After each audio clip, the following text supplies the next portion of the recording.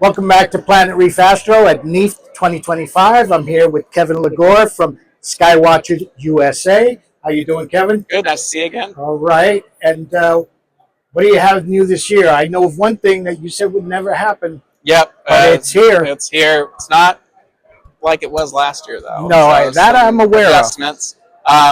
We've got our new solar scopes here, and as well as one other thing that we told no one about that's here as well. It's a prototype, but it's here. So we can take you around and show you all that. Sounds like an idea. So well, let's talk about the elephant in the room. The what is it? The HAE 125? The HAC 125. This is the DX, which is what people need to pay attention to. Right. So a year ago when we did our video, Quiv, who we've become friends with actually, he had made a video about this tiny little 5-inch f2 astrograph that was being shown in Japan. We had tested that 3 years prior, and it was a fun little scope, but it had some things that made it difficult for users to really enjoy it. Right. And we had iterated that. So we had no plans on bringing that version in. So after this all wrapped, they actually saw your video. The engineering crew saw it. So my video? Yes. Oh, wow. That was probably some of the leeway to get it to where. So you probably had something to do with the scope that's sitting here. And I don't even have one. Yeah. So the original one had a helical focuser in the front. Right. Very limited on cameras, only 1.25 inch. I think the dew shield on that threaded on too. So it's a fun little thing when it works, but it's difficult to utilize. Fast forward a year, now we have the HAC 125 DX, which has all the corrections that we actually requested, and it's a lot of fun to use this little thing. Right. Same optics, but now has a primary focus, which now allows more camera options to be used up at the front. You can now maximize the little 16mm image circle. I think you can go up to maybe a 533. It'd be awesome with a 533. Right. We've been testing with a 585 with those tiny little pixels. It's about 2.5 by 1.4 degree field of view with that small chip, and the 533 is going to give you even bigger view. Now the back is a helical focuser. A unique style helical. But it moves the primary mirror back and very smooth and very precise. So. But is there an option to replace that with a autofocuser, or it's production ones? This one's like 99% production that's here. Our engineers just let us know actually yesterday before the show opened. Okay. The rear cell will have holes to mount new brackets, so we'll be able to do motor focusers.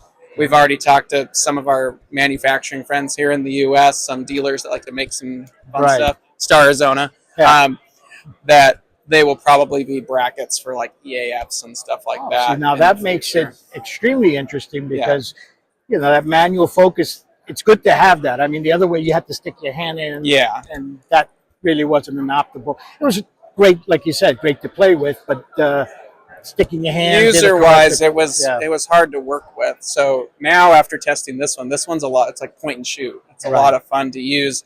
And it's basically carry-on size. Right. So yeah, I could sling that over my back and just walk with it. Now, what about collimation on that scope? How difficult is it? Does it need collimation? It can be collimated. Only the primary is collimated, and it's a push-pull system. Okay, so that's... I've heard people mention the original one had some collimation issues. I never saw that with the samples I had, but this one comes with 3 different camera adapters. You have a male and female T-threads to allow for various manufacturers, as well as an 1.25 inch one. Okay. So if you want to use the little, I call them shotgun shell guiders. Right. This is the United States. So or lipstick cameras, whatever you want to call them. So, that's this is the village. Yes. So you have the little ZWO mini guiders, the Starlight guiders. Right. You can utilize all those little cameras if you just want something short, sweet, and convenient. Here at the show, you'll be able to see the little matched camera that's currently being developed by our team that will actually fit the profile of the secondary, so you're not adding to the secondary obstructions. Right, you're not obstructed because it's only 5 inches. So. Yeah, but we did test it with a 585 cooled from ZWO, which is a little larger body. It does obstruct a little bit more, but you're still running at like f2.5. Right. So it's still usable. It's still fast. 30 seconds, anything beyond that, you're going to blow the frame out because it's so fast. Right. So when do you expect to? I think I heard something about like June or Yeah, July. May, June. So they'll be Okay. here pretty quickly. They'll start at $9.95 Right. for those two. Before or after the tariff? We've already It, technically applied it, but clearly the numbers are smart. the numbers have shifted quite a bit. Oh, yeah. So I really have no idea. You'll probably start to see changes after NEAF. There's a lot of, as we all know, there's a lot of very big, Right, yeah. rapidly moving discussions that need to happen because we all figured there'd be a window that these things would Yeah, hit, there's no and they've window. shattered that. So it's going to get really interesting for all of us. That's a really great scope, though, especially for people with. I would imagine that you can use it with one of your guiders and not even use it with a full-out mount, equatorial mount. You could put it on one of the sky Yeah, guiders. you could put it on a Star Adventure. You Star could probably even Adventure, get away with like an Altaz mount. Right. There's a lot of stuff you could do with it. It's 15.7 inches long with the dew shield, and it does come Wow. with the dew shield, and it's 8.4 pounds. Wow, So by the time you had a camera, you're just under 10 pounds. wow. Yeah, So it is a carry-on astrograph. We call it a mini graph. mini graph, right? Yeah, I saw that. Now your solar scopes. Yes. Now that fills a really big hole left with the whole. I think Solamax and those scopes. they're gone. They're gone. So that's going to fill a niche. Now, are those tunable? Yes, They are tunable. they are tunable. And one stack, double stack, Single. single stack. But the trick here is single with a double stack performance. So Okay. they are natively 0.5 angstroms. They're not 0.7 like a standard single stack would be. Right. But we don't have an extra etalon. When you get it, it is tuned to that high contrast image. And I've had solar scopes for years before this was even a discussion, so I'm familiar with them. And when the factory and the engineering team told us the spec, I was like, "There's no way you perform that," and they did, and it's What's the size of the primary? 76 millimeter, 70, and it's so a 3 true inches. 76. It is not this and then And crop right, down. right, It's okay. a true 76. It's a 40 millimeter operating aperture in the etalon itself, but it Right. sits in the collimation lens, so it comes down and through. Okay. And then it's a 11.5 millimeter blocking filter, so it's set up for imaging right out of the box. Right out of the box. Okay. We won't have optional blocker sizes like the rest. We just upscaled it, and that's So what you goes don't in. need to add anything at the eyepiece end other than just. Nope, just put the blocker Just and the put the blocker focuser in in. your eyepiece. It is completely turnkey out of the box. So it comes with a dovetail, rings, handle, solar finder, 20 millimeter 70 degree eyepiece, the 11.5 millimeter blocker, cell phone camera adapter that clips Oh. to the eyepiece. And my favorite thing is a solar shade. It's an aluminum solar shade that clips on, so you don't have to do this anymore. Right. You just pop it on, and it can easily rotate around the tube. It's got felt to keep it from dinging your tube. And do you have a finder Yep. that'll also block out so you can get the sun? It does have a solar finder on the handle. Obviously, if the shade's in a particular direction, it'll Right, block right. it, but it is there. And then a 2-inch dual-speed Crayford, Wow. which you could easily motorize if you want. And then it's got the tuner in the middle of it, and all that comes in a case ready to go. Wow. So look at that. Do we have a solar scope that's ready out of the box for imaging for those solar fans out there? I've never tried to have a dedicated solar scope, but that was always on my list of things to This get. one's awfully impressive. And what is like the price range of the package? $3,000. $3,000 for the Yeah. whole, but It does everything right it's out of one the and box. done. There's really no need. Even some of our advanced imagers that have been using it lately, there's not any need for anything else. There's like, well, down the road I'll get a double stack, or down the road I'll get a bigger blocker. It's Yeah, I set. saw Dylan O'Donnell messing with it Yeah. over there down under. And do you plan on adding like a later on the option to double stack? It's not needed at the moment. We Right. have asked our engineering team to look at it. Right now, there's no look into that at the point. Yeah. If it's not necessary, if you're getting the performance that you need out of It's it, really not needed. And Yeah. it's, as someone who's owned solar scopes, it's an incredibly impressive telescope. They really exceeded what I ever expected them to do. yeah. And I do have to give a shout out to the engineering team. They did a phenomenal job. I realize that I'm the face of Skywatcher here. I can't do what I do without all these That's other right, people yeah. behind us. So Yeah, no, it takes a it's a village. massive team that gets this stuff done, and many of them don't ever get the limelight. Right. Yeah, that's true. Just to go further on that, we didn't tell anybody we were bringing it. It's been under lock and key for 6 months as I've been testing it out in Arizona. But in the middle of the booth, when you get a chance to see it, is the Heliostar 100 prototype. So the 76 is the starter. The 100 will be the next edition with a 19 millimeter blocking filters for the large high res sensors. So is nice. I will let you know right now, Skywatcher is firing on all cylinders. We have more stuff in development than I have burners on the top to do it. So, well, I mean, you know, every year I come and I see the level that you take it with the strain wave mount that you have. I saw the testing that you did. You got some people that we ruffled some feathers. Yeah, you ruffled feathers because everybody has their fanboys, and what it is sort of like when you buy a new car and somebody asks you if you like the car, even though you hate it, you're going to say you love it because you spent the money on it. But then somebody shows you something that maybe if you had waited a little longer, you might have gotten that instead. When I saw you put that C14 on that mount, I was doing this at home, and I saw all the counterweights. And now, with the competing strain wave mounts, they only tell you that the maximum you could go is 11 pounds, even though I've heard that you can put more weight on it if you need to really balance a heavier load, especially for photography. I haven't tried it because I'm afraid that you're going to snap the thing. So I'm waiting to be able to get one of your 150s because I have several scopes that I would like to display on the channel and keep them behind me and stuff. I wanted to ask you, you have no plans to put an observatory building in it? Just going to leave it there with the pad the way you have it? Yeah, I tried to build an observatory and the HOA said no. The HOA, yeah. But because of zoning and stuff like that, where I live, the pad ended up being a better choice because I can fit way more equipment on there. Right. I do have the permanent pier out there. Right. It works. I've got the 365 cover. In Arizona, our temperatures are pretty extreme, but we don't have the sudden cold and snow and all that, so the pad's perfectly fine. Now, I wanted to ask you, and this is not telescope related, but in the past, whenever you did one of your streams, you always had the aquarium that looked like it had seen better days. Yeah. But now I see that you have a saltwater. Yeah. And I think you're heading toward the Reef aquarium. I've got 2 saltwater tanks. Okay. I have been setting. I was setting up Reef tanks before most people were doing it in the United States. Yeah. I was doing it back in the 80s with trickle filters, and I used to write for some of the hobby magazines.